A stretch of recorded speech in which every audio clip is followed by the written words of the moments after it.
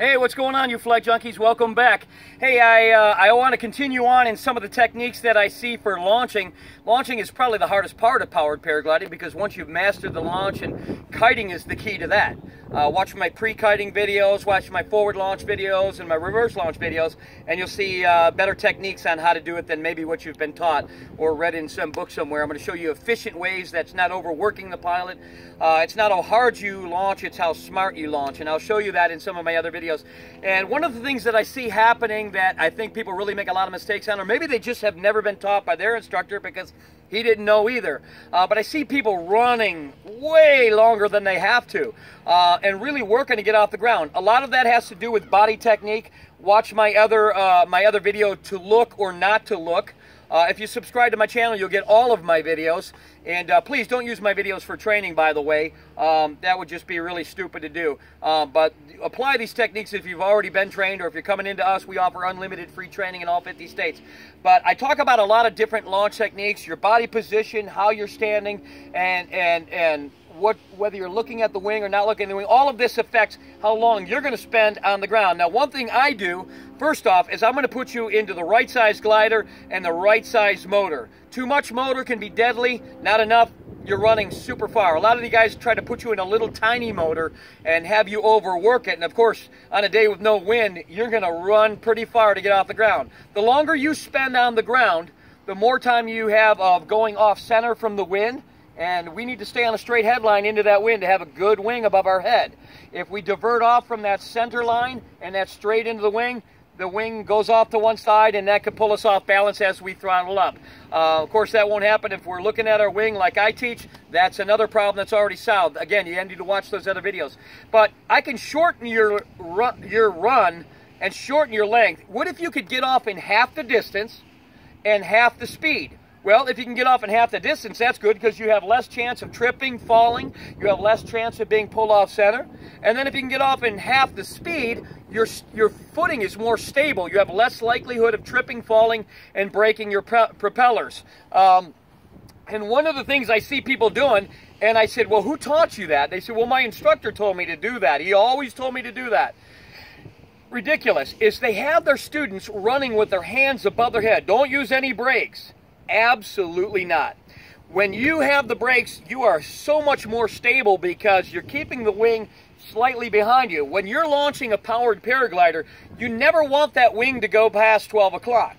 If that wing goes past 12 o'clock, it immediately collapses, and then you're left with the thrust still pushing you over to face plant. I've never had a student face plant because I teach my guys to look at the wing, which puts their thrust down there in my other videos, and then also when they're looking up at it, they don't throttle up until they see a good wing, so they won't take it.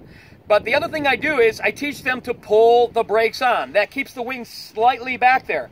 What that does is it makes you instantaneously stable. If you have the wing up, if you have your hands off the brakes, that means the back of the wing that is controlled by that brake is actually up like that, and it's flying at its fastest speed. The wing is flying as fast as it can. Now, in order for you to have that drag that keeps you from falling forward and that stability, that you have to run faster than the wing.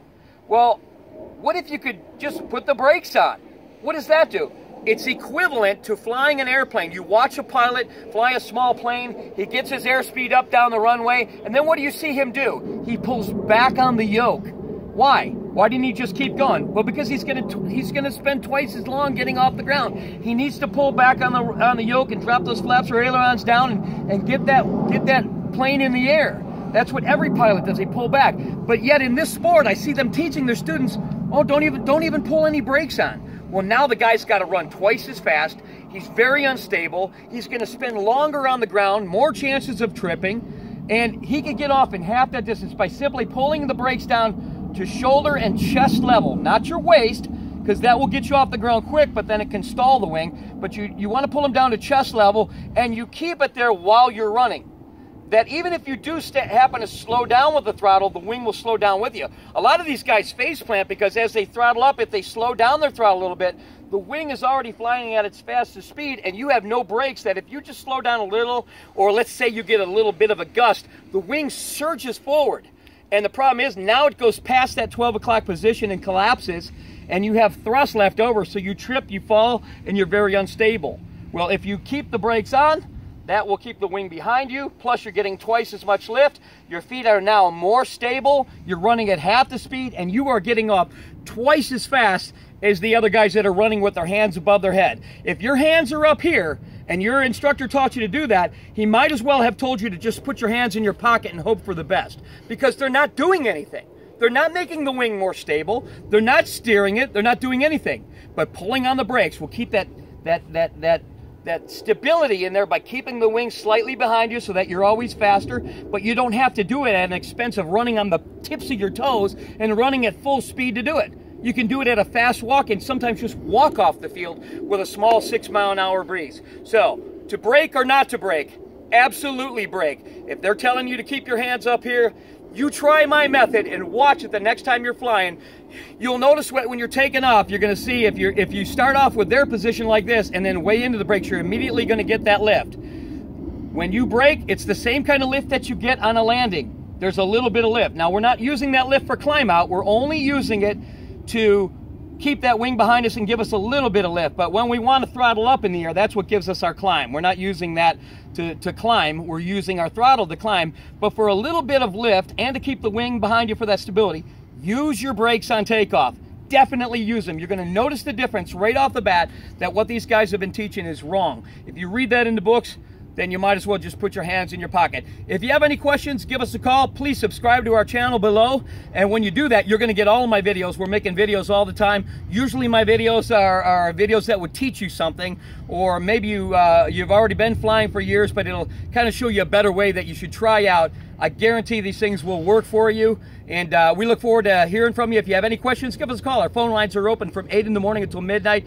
Talk to me live, ask your questions, and I look forward to getting you in the air. Thanks for joining me.